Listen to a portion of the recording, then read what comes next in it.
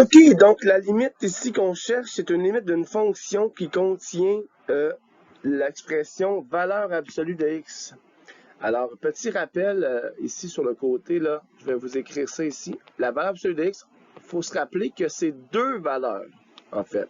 C'est soit x ou moins x.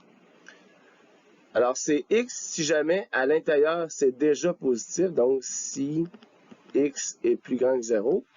Puis si est négatif, ben, on va faire moins x pour revenir à positif. Ça, c'est quand même pas évident à voir.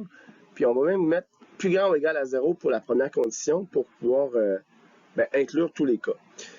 Puis, juste un petit exemple pour vous rafraîchir la mémoire. Donc, si je fais valeur absolue de moins 3, on le sait que ça donne 3. Mais pourquoi ça donne 3? C'est parce qu'on prend notre moins 3, qui est à l'intérieur, et on va aller rajouter un moins devant, ce qui nous donne notre 3, parce que moins fois moins, hein, ça donne plus. Voilà. Donc ça, une fois qu'on a bien maîtrisé ça, on peut attaquer la limite qui est là. L'idée, je pense que c'est bien évident, en fait, ce qu'il faut vraiment faire, puis il ne faut pas se tromper, c'est de dire, OK, à ce moment-là, cette fonction-là, c'est deux morceaux. Premier morceau, x sur moins x, pardon, x sur, on mettra le moins en bas, ça va être logique. Donc, la valeur absolue, on va la transformer en x seulement, plus le x2 qui lui ne change pas. Ça, c'est quand, OK, ça c'est quand, j'ai de la misère, excusez-moi. Donc, ça c'est quand x est plus grand ou égal à 0. Puis, la fonction, ça va être x sur moins x plus 2 plus x2, à condition que x soit plus petit que 0. Donc là, on va tout mélanger, voilà. Donc, on attaque maintenant la limite. Ce qui est intéressant, c'est qu'il te demande la limite de x qui tend vers 0. C'est normal, parce qu'à 0, c'est comme si on veut, c'est la valeur frontière, c'est la valeur critique. Il se passe de quoi? Il y a un changement de fonction. Donc, il y a un changement de partie. Alors, allons-y. Pour faire cela, un peu comme dans n'importe quelle limite de fonction définie par partie, on va devoir faire la limite à gauche et la limite à droite. Alors, je vais.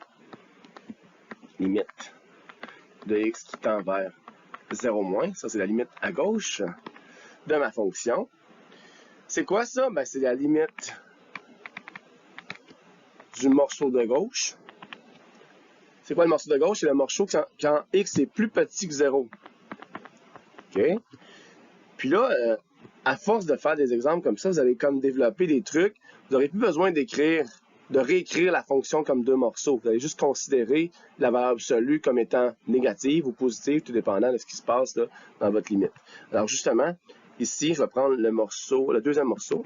Donc déjà là, je peux écrire moins x plus x2. Et là, vous voyez, quand on remplace x par 0, on est dans un cas, une forme indéterminée. Donc, on peut écrire ça comme ça. Je vous rappelle que les crochets, c'est pour dire, attention, ceci est une forme indéterminée. On n'a pas le droit d'écrire 0 sur 0. Et quand tu remplaces, ça donne 0 sur 0.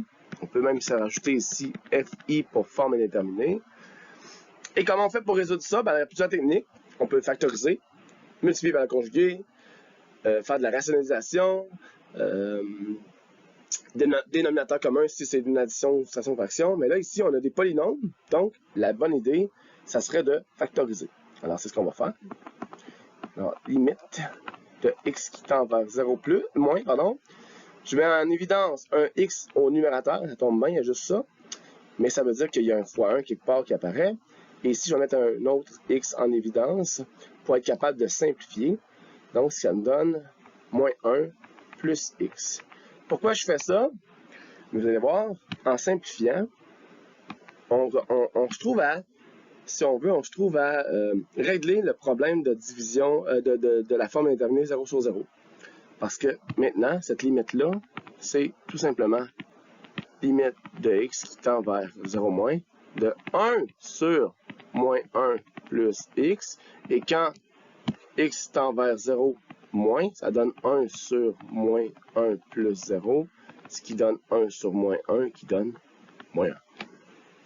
Donc, on voit que quand x tend vers 0 moins, donc vers 0 mais pas à la gauche, la fonction, elle tend vers moins 1.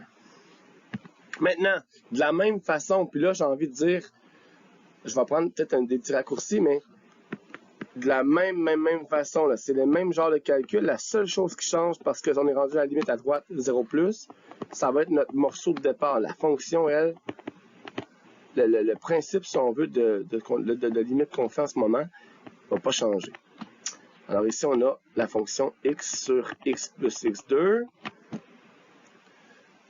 On est encore dans le cas 0 sur 0, donc cette forme indéterminée-là qu'on est capable de régler par factorisation. Je factorise. OK, donc la limite de x qui tend vers 0 plus, factorisation, donc x fois 1 en haut, puis x fois 1 plus 1, x fois 1 plus x. J'élimine. Le x peut partir avec le x d'en bas. Et ça nous donne la belle limite suivante qui est toute simple à calculer étant donné qu'on a réglé le problème de la division par 0 et en fait de la forme 0 sur 0. Ce qui nous donne 1 sur 1 plus 0. Alors j'espère que tout le monde est à l'aise avec ça. Ça donne 1. Et donc, comme ça et ça, ce n'est pas égal, ben la conclusion, c'est que la limite, je ne peux pas l'écrire là parce que sûrement ça manque de place, mais la limite de la fonction f de x quand x tend vers 0, malheureusement, n'existera pas, étant donné que la limite à gauche n'est pas égale à la limite à droite.